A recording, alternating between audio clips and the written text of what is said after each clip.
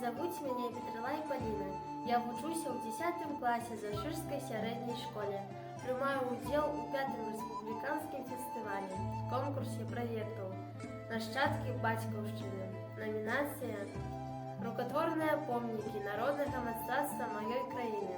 Я выбрала тэму «Значэнне колеру і арнаменту ў народнай вышыўцы». Мяне заўсёды вабілі рэчы, якія ўпрыгожваюць інтэр'ер хаты.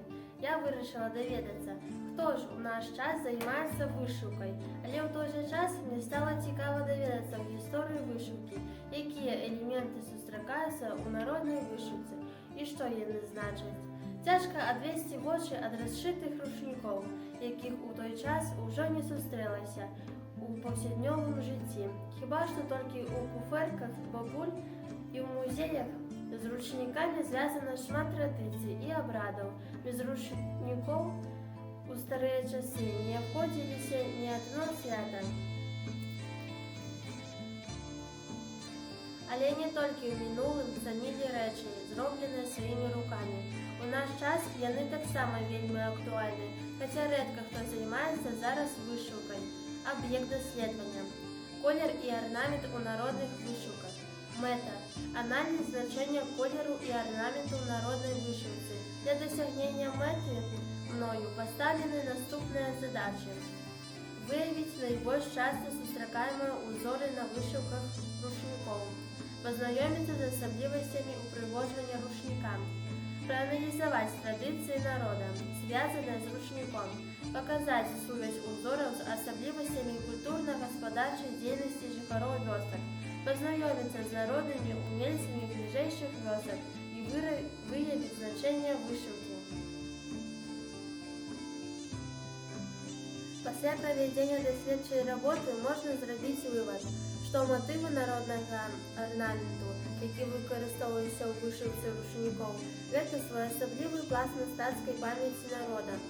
У кожнай з іх па-свойму адлюстроўваюцца ўражаннямі ад жыцця і фарміруюцца сродкі мастацкага абагульнення і трактоўных вобразаў. Ад умоўных геаметрычных знакаў, якія вядуць пачатак з глыбокай старажытнасці, да матываў, якія вельмі дакладна перадаюць прыметы акаляючага асяроддзя. Далёка не кожны вобраз старадаўніх вышывак паддаюцца дакладнай расшыфроўцы. Дакладных звестак захавалася не так многа. Дакладна вызначыць, што менавіта на вышыўцы адлюстроўана, удаецца не заўсёды, бо адлюстраванне на іх вельмі моцна стылізавана і маюць толькі аддаленнае падабенства з арыгіналамі. Акрамя таго, у вышыўку пастаянна пранікала некаторыя элементы культуры новага часу, якія не мелі ніякага дачынення да старажытных вераванняў. Вялікую ролю ў арнаменце адыгрывае колер. Старажытныя арнаменты выдзяляюцца незвычайным каляровай гамай. Асабліва падабалася майстрам выкарыстоўваць для сваіх арнаментальных матываў чырвоны колер, які лічыўся сімвалам сонца і ўрадлівасці. У наш час рэдка ў паўсядзённым жыцці сустрэць рэчы, зробленыя сваімі рукамі. Але кожны чалавек павінен ведаць гісторыю свайго народа, яго традыцыі.